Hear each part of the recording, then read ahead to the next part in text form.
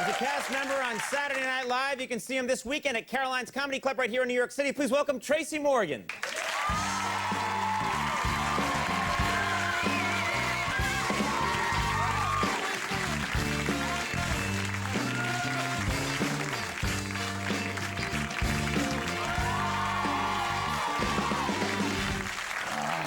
You're a happy guy today? Yeah. Yeah. Yankees did their thing. Yeah, they did their thing. Yeah. Oh, yeah. Let's just talk about that some more. You look great, though. You look fit. You look like you've been taking care of yourself. California.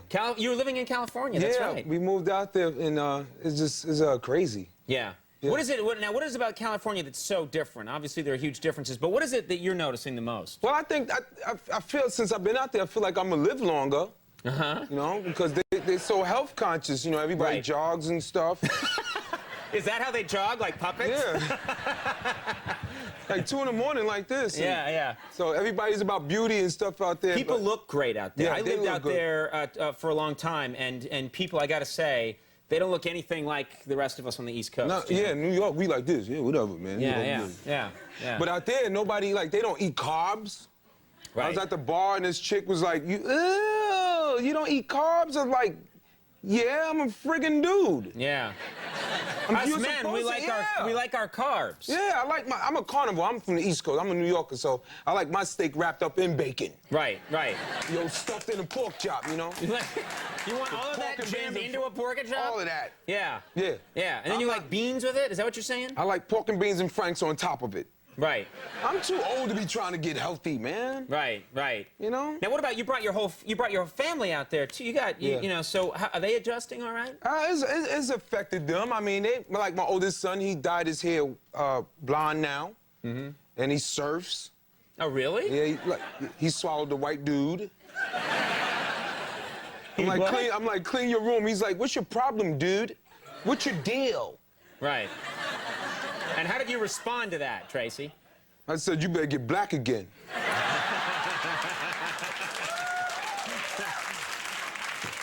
I had to put on some James Brown music, stuff like that. I want you black and fast. Yeah. I heard that from my dad once. I didn't know what it meant, but it's very confusing. But anyway, so you think you're going to be able to hold it together out there? It's going to be all right? Yeah, I love California. It's always, the weather's great and everything, and but you know, it's like being in the Wizard of Oz, you know? Right. When I want to come back to Kansas City, I tap my feet 3 times and then I get on JetBlue. I'm not rich yet. I didn't get the Dave Chappelle deal yet. Yeah, so right. I still take JetBlue, you know? Economy flying, you know? Yeah. I love JetBlue because everybody's the same, you know, because when you get on the plane and you got those people in first class and you in coach or on the wing, on the tail. You're out there on the wing, huh? Yeah, you walk in and they all look at you like, you better not sit here. You can't afford this. Right. You know, but with JetBlue, everybody's one status. Right. Broke. Yeah. Everyone's together. Everybody's together. I love JetBlue. That's a beautiful thing. You're going to get some free stuff from them now that you mentioned them on TV. Yeah. That's going to be nice, if they could afford it. Product placement. I'm smart. Yeah. Now, see, you say product placement, you put the product and you get free stuff. That's true.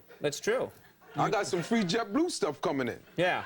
I've mentioned Guinness a whole bunch of times. I never got anything from Guinness. I never got anything. They have a deal where they'll put like a big nozzle in your home that just shoots Guinness all over the wall 24/7. Matthew Broderick got it. I never got it. Don't say Guinness no more. Say, oh, English.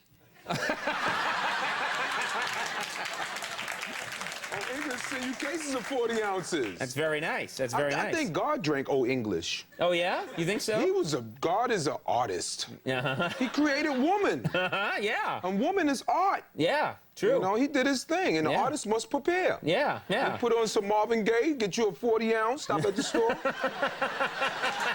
None of this is in the Old Testament. I've looked. No, I mean, when God created woman, I mean, he created everything, but he got stuck at this breast part. What are you talking about now? I have no idea what you're talking about. He didn't know what to put there. Right. So, you know, he was in heaven, and Jesus was probably there with him, and they was in this room, a blueprint, and they had the blueprint laid out, and this is the worst theology I've ever heard. Noah was there. God and Jesus and Noah are there, and there's a blueprint, and they've got some Old English? God had a #2 pencil in with some Starbucks.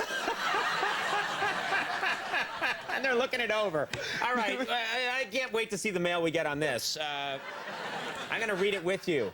Now, you're in this, I want to talk about something exciting. Not that God and Jesus and the rest isn't exciting, but you're in the new Adam Sandler movie that's going to come out, The Longest Yard, the remake of the old Burt Reynolds movie. Yeah. You're in this movie. This must be exciting. This is going to be a big film. It is big. It's going to be a blockbuster. And I went home and I told my wife that I had got the movie. I was like, wow, baby, I got the movie. Adam put me in the movie, but I got to play a transvestite. And she said, you deserve it, you ass. Now, why would she say that? That's terrible. No, I mean, I'm playing a transvestite, and it's like, my kids are like, well, Jamie Foxx kids ain't got to do that. Right, You know, why you can't be in a Tom Cruise movie? Right, right. You could drive a cab. Right. So, you know. You can drive a cab, like that's the prerequisite, yeah. Yeah, I'm playing a transvestite. He's like, well, why don't you get a movie where you save chicks instead of playing them? Yeah, yeah. My friends are watching, so. Right. So what, now, when you're playing the transvestite, what's involved here? What do you actually look like in this movie? Well, I have that, I'm in a prison. It's such a guy movie. Yeah. You know, I don't mind, I mean, I mind, but I do it. But I got like these Daisy Duke shorts on, and they gave me a camel toe. Okay, let's, Huh? Oh, this is on TV, I forgot. Yeah, so they jammed you into some little shorts there, huh? Oh, yeah. We don't need the visual on that. Yeah. So, but they're going to accept it. Your family's going to accept it. You know, you're in a movie. This is good. This is big. They don't have no choice. I'm bringing home the bacon. Right, right. So when your kid says to you, what are you playing that role for, dude, you can come back at him, you know? Yeah. Yeah. I told him when you start to sign the checks and all that stuff, then you can do whatever you want. But he wants me to play in a Jackie Chan movie and all that, so. Right, right. He wants to see me do the action stuff, so that's what I want to do next. You get there, you got to wear the Daisy Duke shorts first, and then you graduate to that stuff. That's how it works. It's crazy because I'm playing this transvestite. It's like only one woman in the whole movie, and then there's me, a transvestite. Right, right. This is really bothering you, isn't it? You can't let go of this. No, it's not bothering me. I'm not ashamed of it. It's just that some of the guys on the sets are like really whistling at me and stuff like. This is just a movie, dude. Yeah, yeah. Now, tell me, I don't know much about your early years. What kind of upbringing did you have? Tell us. Oh, man, it was crazy. Because I come from a broken home in Brooklyn, right? So, my dad went to Vietnam, and I guess he spooked out when he went to Vietnam, and then he came back, and he separated from the family. But he was like this really militant guy. Like, he was like in the Black Panthers. Right. And I hadn't seen him for like 7 years. And then, like, the dude showed up at my 8th grade graduation. And you know, like, when you get your 8th grade graduation diploma, your mother runs up, your father, and they take the pictures. Smile, look at me, look at me, and they smile. My father was in the middle of the audience with, like, this army fatigue jacket on and a black turtleneck and a black tam with a black glove like this. That's always nice at your 8th grade graduation. Yeah, I was embarrassed. Yeah, yeah. I didn't even know who Huey P. Newton was. Right, right. I was a kid. Right. Why would you use my 8th grade graduation as a political platform? Why me? You gotta get the word out, that's why. Yeah, and then he took me to Burger King, and he's sitting there and talking about, you gonna eat your fries? And he had the black glove on, and I thought I was in the Olympics in '68 or something. Yeah, that's not right. That's not right. It was incredible, though. Right. Well, but I had a good time, though. Let me ask you, you had a good time growing up? Yeah. Well, life's been good to you. You know, you're doing well, you're in show business, but what would you be doing if you weren't in show business? Tell me, what's Tracy Morgan going to do if you weren't in, a comedian, an actor? What would you do? I think I'd be driving a garbage truck. Is that what you would want to be doing? Yeah. You'd like to be doing that? I think chicks think that's cool. Chicks think that driving a garbage truck is cool. Why is that? It's macho. It's an aphrodisiac. Uh-huh. You hang off the back of a truck with gloves in your back pocket. Pulling levers, throwing cans of garbage in it. Chicks think that's hot. Yeah, yeah. Y'all think that's hot. Either that or when you work on the train tracks. Working on the train tracks. Yeah, because when women come off their job at like 5 o'clock and you walking on that third rail like it ain't nothing, they look down on the tracks, they be like, wow, he look hot. He's dangerous. That's because you're being electrocuted. Yeah. but you survive. Yeah, oh, you survive. And that's when the women go, I gotta have that guy. Yeah. He just stood on the third rail and he survived. They think that's hot. That's like really macho. It's like, that's why women love guys that ride motorcycles. Yeah. They get on the back of those bikes. And they also like guys that wear like 12-foot pythons on their neck. What are you talking about? Where are these guys? Universe. So if you... The universe. So if you could be a guy hanging off the back of a garbage truck, getting electrocuted with a python around your neck, women would just swarm to you, is what you're saying. That's the ultimate macho man. That's hot. That's hot. Well, now I know what I did wrong. But a lot of guys like that sometime behind closed doors, like if you go visit them at night, they wear Noxzema. Yeah. And they have a toe ring on. And they take milk baths up to here. And they listen to Maxwell. Uh-oh, Maxwell's listening. Not our Max.